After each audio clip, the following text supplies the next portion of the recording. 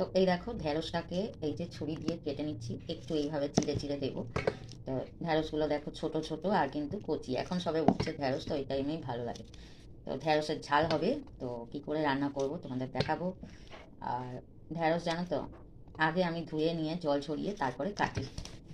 তো তোমরা কি করো অবশ্যই জানিও। ঢেঁড়সটা যদি কেটে আর ধোয়া হয় তারপরে কিন্তু এটা এই যে ঢেঁড়সের যে একটা ইয়ে থাকে না, কি বলবো, কষ থাকে, ওটা ল্যাস ল্যাস করে। তার জন্য ঢেঁড়সটা সবসময় কিন্তু ধুয়ে আর কাটবে তোমরা। তো চলো দেখাবো কি করে রান্না করি। এই দেখো কেটে নিয়েছি। কি এনেছো?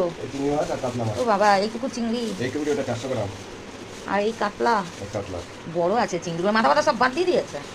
ও বাবা, ওরা নিয়ে যাবে জানো ওগুলো। তো এই দেখো বন্ধুরা, আজকে এই চিংড়ি মাছ আর এই কাতলা বাজার হয়েছে, তো দেখি ঢেঁড়স দিয়ে চিংড়ি মাছ করবো। দেখো মাছটাও ধোয়াচ্ছি, দেখতে পাচ্ছ তো? এই ভালো করে ধো, পেটের ওগুলো বার করেছে। ঠিক আছে, তুমি রাখো, আমি দেখে নেবো লাস্ট।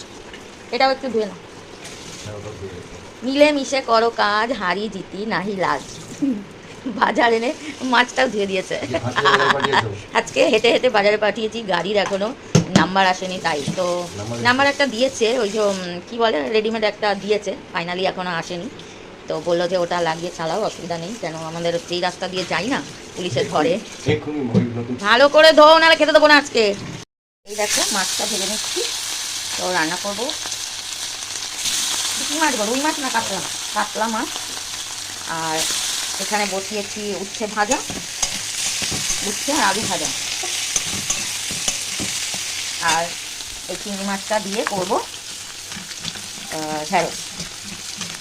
তো চলো তোমাদের দেখাচ্ছি। তো এই দেখো মাছ ভাজা হয়ে গেছে, তুলে নেব। তো এর মধ্যে দিয়ে দেবো একটু পেঁয়াজ কুচি,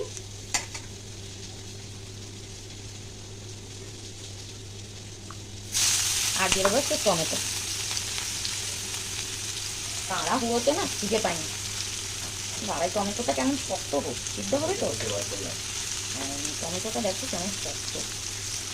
তো যাই হোক, দিয়ে দিলাম টমেটো।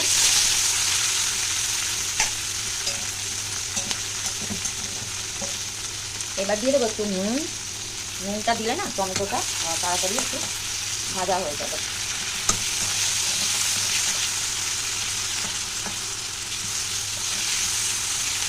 তো এই দেখো মশলা কিন্তু বাটা হয়ে গেছে। আদা রসুন পেঁয়াজ আর লঙ্কা, অল্প জিরে দিয়েছি। তো এই যে মশলাটা এবার দিয়ে দেবো। তো অল্প মাছ, তো খুব বেশি মশলা দেবো না। এবার এটাকে একটু কষিয়ে নেব, একটু গ্যাসটা কমিয়ে দেবো, বড্ড ফুটায়। দিয়ে দেবো একটু হলুদ।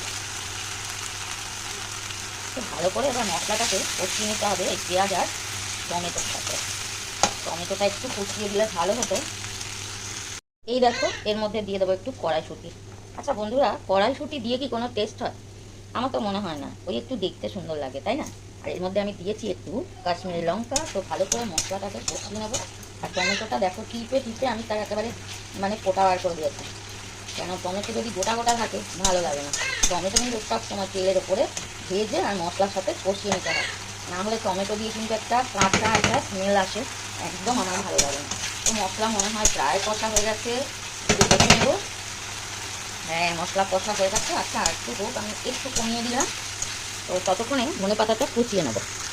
তো আমি না একদম রান্না করতে জানতাম না, কেন শাশুড়ি মা বলতেন মশলা হবে চন্দন তবেই হবে ব্যঞ্জন, মানে মশলা যদি খুব সুন্দর হয় বা এইভাবে কষানো হয় তাহলে কিন্তু রান্নাটা ভালো হবে। আর আমি এই যে মাঝে মধ্যে ছোটো ছোটো দেখছি, তো মশলা কষা হয়েই যাচ্ছে। অল্প জল দেবো, খুব বেশি জল দেবো না, এই দেখো অল্প মাছ, তার জন্য ছপাস করে পড়ে গেল দেখো। তো ঠিক আছে, অল্প জল দিয়েছি। আর এবারে দিয়ে দেবো একটু উপর থেকে, আহা কি লাগছে দেখতে, মানে দারুণ লাগছে, মানে লোভ লাগছে। এই যে দেখো একটু ধনে পাতা, ব্যাস আর কিচ্ছু চাই না। তোমরা কি করে করো কাতলা মাছ, মাছের ঝাল আমাকে জানিও কমেন্টে। আর আমার রেসিপিটা যদি ভালো লাগে অবশ্যই একটা লাইক কমেন্ট করো বন্ধুরা, পাশে থেকো প্লিজ। আর এই দেখো আর একটা কড়া বসিয়েছি চিংড়ি মাছটা। বাবা রে, দেখো দেখো, এই জন্যে মাছ রান্না করতে ইচ্ছে করে না, পুরো ফেটে গায়ের মধ্যে। তো এই দেখো চিংড়ি মাছ ভাজা হয়ে গেছে, খুব বেশি ভাজবো না, সাইড দিয়ে দেবো একটু পেঁয়াজ। মাছটা আমি তুলে নেব ততক্ষণে না। তো এই দেখো এর মধ্যেই দিয়ে দেবো ঢ্যাঁড়সগুলো। ঢ্যাঁড়সটা একটু ভেজে নেবো, এর মধ্যেই দিয়ে দেবো টমেটোটা, একসাথে সব ভেজে নেবো।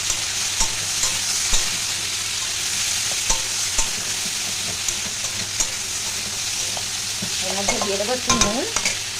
অনেক সময় আমি ঢ্যাঁড়স ভেজে আগে তুলে নিই, তা দেরি হয়ে গেছে, তোমরা তো জানো আমার তাড়াহুড়ো, তাই একসাথেই আজকে ভেজে নেবো। আর এই যে টমেটোটা একটু দিয়ে দেবো তেলের ওপরে। তো একটু হলুদ দিয়ে দেবো।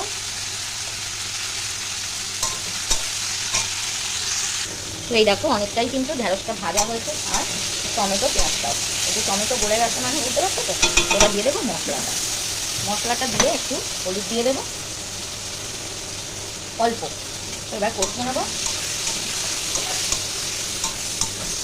এইবার মশলা কষালেই তো আমাদের শুরু হয়ে যায় কাশি, ঠিক আছে।